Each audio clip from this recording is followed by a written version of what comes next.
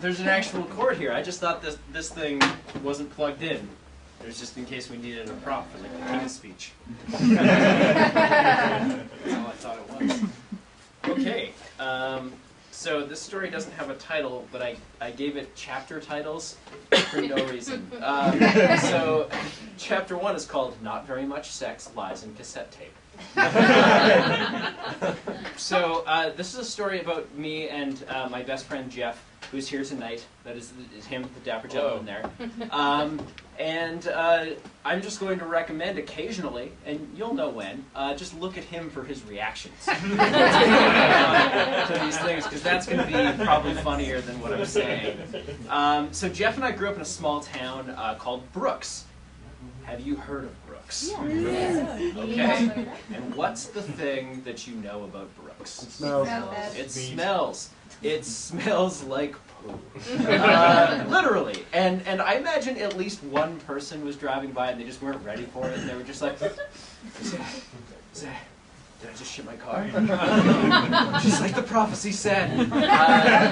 Which is actually what this story is about.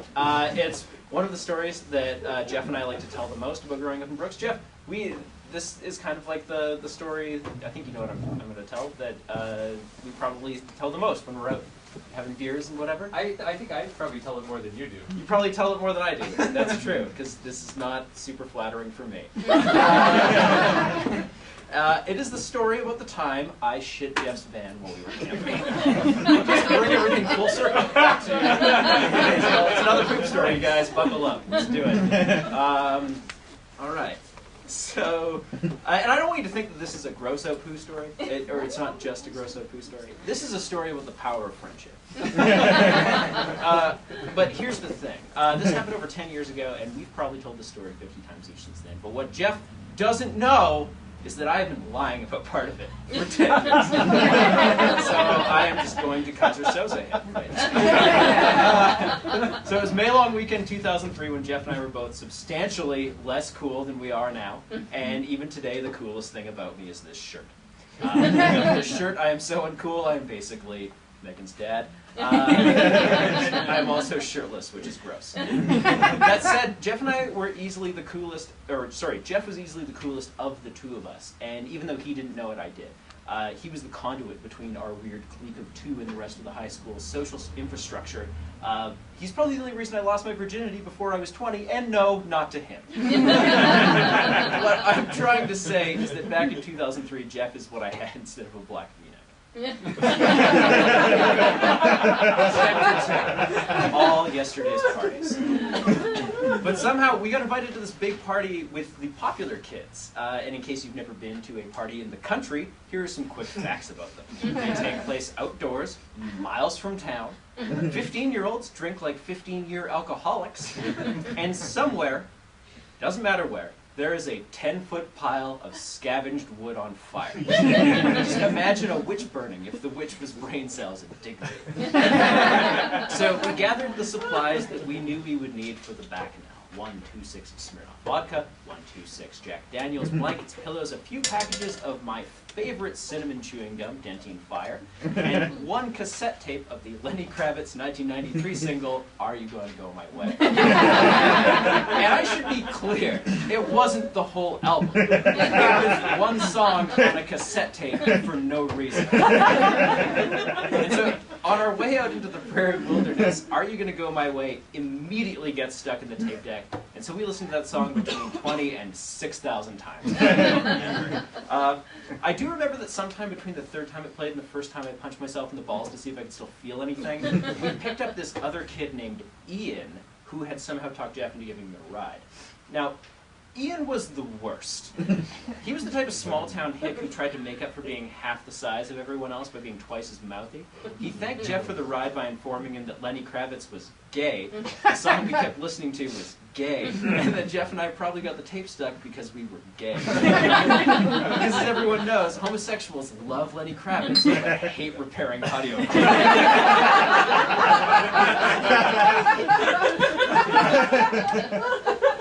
I think the thing that I hated the most about Ian was how I I kind of related to him. I mean, he was just a dumb kid who wanted friends, and I mean, as misguided as he was, he thought that calling everything gay was the best way to do that. And in Brooks, he wasn't totally wrong.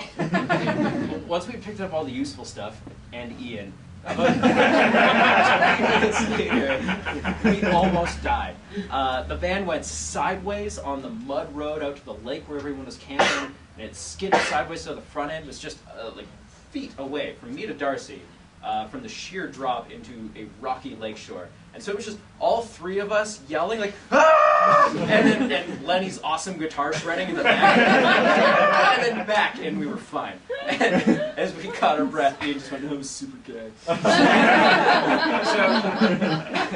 got to the party with what I thought was a pretty good story to tell, and I'd like to tell you that it made us cooler, like if only for a moment, and how in that moment I learned that coolness in high school is nothing but a fleeting idea that no one really pays attention to through all the booze and hormones, and how I realized how facile coolness was, and I achieved true coolness, like some kind of redneck Siddhartha. That didn't happen, and basically no one cared. I'm not sure if they didn't believe us, or if we were just like that kid in kindergarten who brings his heart surgery scar for show and tell and bums everyone out.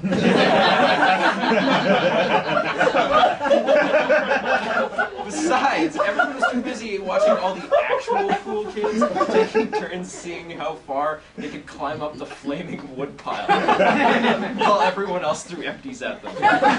Just in case you forgot, the story takes place in Brooks. Chapter 3, Detective Terry in the case of the pooped van. What was chapter 2? Yeah. Oh shit, did I skip that? No, Yeah. he said All it. yesterday's parties. Oh. You weren't listening. I wasn't. There was a big laugh at this time. Okay. All right, so as long as Donovan's done with his parties. The rest of the party was a gap in my memory. I don't know if that's because I drank most of the vodka I brought myself and chased it with smokes and snooze, or just because consuming a shitload of vodka and tobacco isn't all that memorable. But the next thing I remember is when the world started to spin and then turned itself off. I woke up the next morning to the sound of rain on metal. Somehow I'd managed to get myself into the passenger seat of Jeff's van, and I had an old tobacco taste in my mouth that even my beloved Dentine Fire couldn't rid me of. Jeff was up too, and he invited one of the other campers, a guy named Terry, if you remember the chapter title, in to hang out and wait out the rain. He got in through the sliding door. The cinematics of this are very important. And I moved out of the passenger seat so that he could take the passenger seat. The passenger side door was never opened. But when Terry went to leave, he did leave through the passenger side door, and then he froze.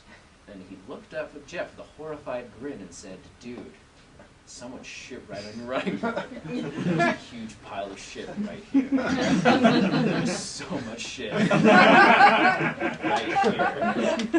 And Jeff sat up for a better look in bed, and then he began to take stock of the people who might wish some kind of poo-based revenge on him. He didn't get fired on the list before Terry interjected again, and whoever did wiped their ass with a pack of Dentine Fire. Kyle, you son of a bitch. Throwing himself at me, punching me above the head and face. That is the story of how Detective Terry cracked the case of the poop van. Lucky for me, there is a huge social distinction between someone who gets drunk and poops on a van and someone who gets drunk and poops himself. One is a hard partying crazy guy, the other is my dad.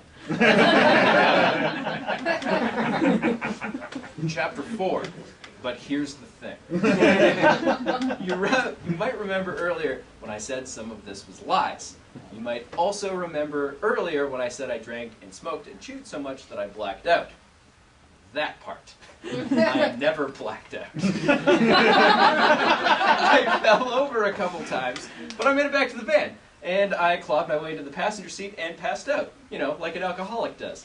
But then I woke up, and I had two thoughts in my head. One, I either need to poop or have an emergency C-section. Two,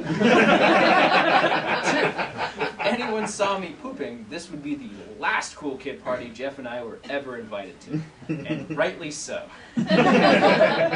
Shitting in plain view was a party foul back when parties were just a circle of like-minded cavemen jerking it into a fire. So I staggered out of the van and tried to locate a suitable place to poo, even though the world started looking like a Gaspar Noé film. It's okay, no one can say no. But we had parked on the flat, and as you do when you're camping, there were tents around. nowhere to even break the sight lines from the still raging fire, let alone create some kind of privacy. I was out of time, my guts were howling. Howling like a poop wolf. Then I had an idea, like Poop MacGyver. I would open the side of door of the van, wrap a seatbelt about my arm, and lean out, using the door to block my pooping ass. And once the deed was done, who was to know whose ass really pooped? So I thought. Details you can infer from the evidence. I tried to go to bed so I could wake up and be as surprised by the poop as anyone.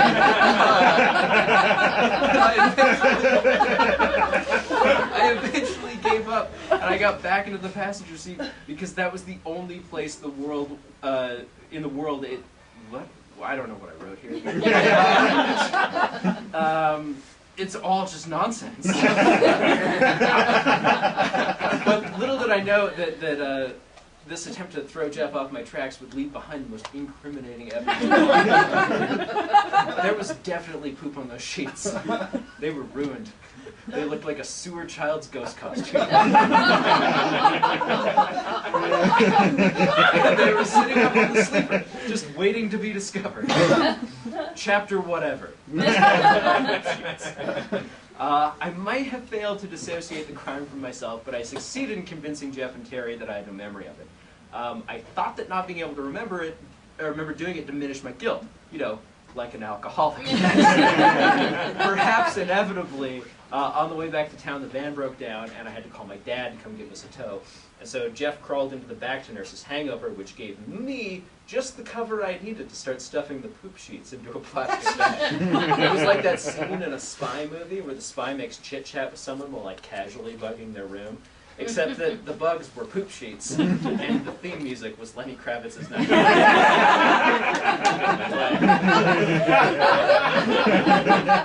Did I tell you what happened with Ian last night, Jeff asked. I told him no, just then realizing that we had driven someone miles away from town and apparently left him there. Ian, on top of being grossly homophobic and generally unpleasant, had apparently started an argument that led to a drink being spilled in the van, which had led to Jeff beating him senseless and throwing him out of the van.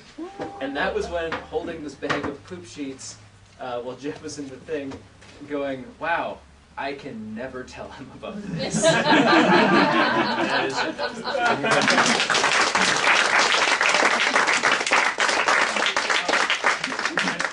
As I approached you, he went,